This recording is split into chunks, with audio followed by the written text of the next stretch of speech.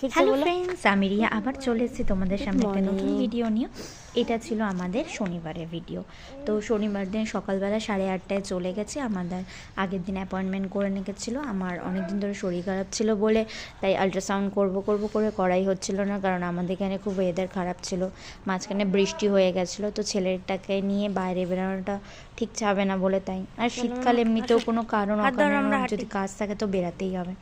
তো সেই দিন আমার 9টা থেকে 10টা অ্যাপয়েন্টমেন্ট ছিল, যেহেতু বাথরুম চেপেও রাখতে হবে আর খালি পেটেও করতে হবে, তাই সকাল সকাল অ্যাপয়েন্টমেন্ট নিয়ে নিয়েছি। তো সকালে আমরা 8:30টায় বেরিয়ে গেছি। দেখছি চারিদিকে কত কুয়াশা আর খুব ঠান্ডা ছিল।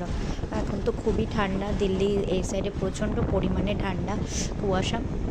এই ভিডিওটাতে জানি না তোমরা কতটা বুঝতে পারছো, সামনে প্রচণ্ড কুয়াশা ছিল।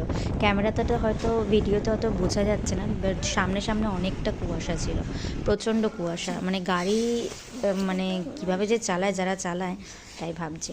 তো চলে গেছিলাম হসপিটালে। এটা ছিল অ্যাপোলো চিলড্রেন হসপিটাল। এখানে বাচ্চাদের সাথে সাথে সবারই মানে এখানে সব রিপোর্ট করা হয়, তারপরে অন্য ডাক্তাররাও এখানে বসে।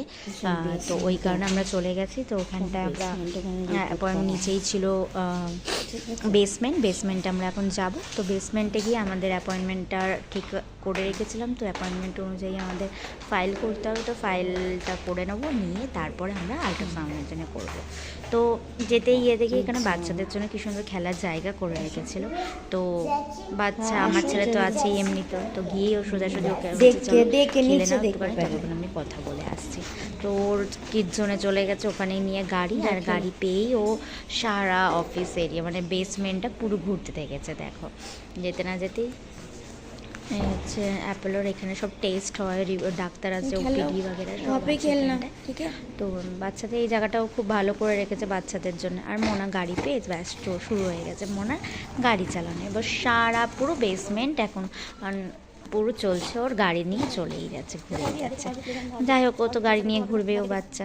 তো সেই দিন কী করেছিলাম, আমাদের আল্ট্রাসাউন্ড হয়ে যাওয়ার পরে অনেকটা টাইম হয়ে গেছিলো, 10:30 11টা। তো যেহেতু সব বাইরেই খাবার খেতে হয়েছে, তো ওর বাবা বললো যে চলো তাহলে এখান থেকে আধা ঘন্টা দূরেই জু আছে, তো দিল্লি জু, তো ঘুরে আসি। তো আমরা চলে গেছি দিল্লি জুয়ের দিকে রওনা করতে। সামনেই ছিল একটা সুন্দর বৌদ্ধ মন্দির। তো আমরা ওই বৌদ্ধ মন্দিরটা ঘুরলাম, ঘুরে তারপরে গেছি জু। তো জু দেখলে মোটামুটি ওই দিনটা আমরা এভাবেই কাটিয়েছি। আস্তে আস্তে তোমরা সাথে সাথে ভিডিওটা দেখতে থাকো। কেমন লাগলো অতি অবশ্যই জানো, ভালো লাগলো লাইক কমেন্ট শেয়ার করতে ভুলো না।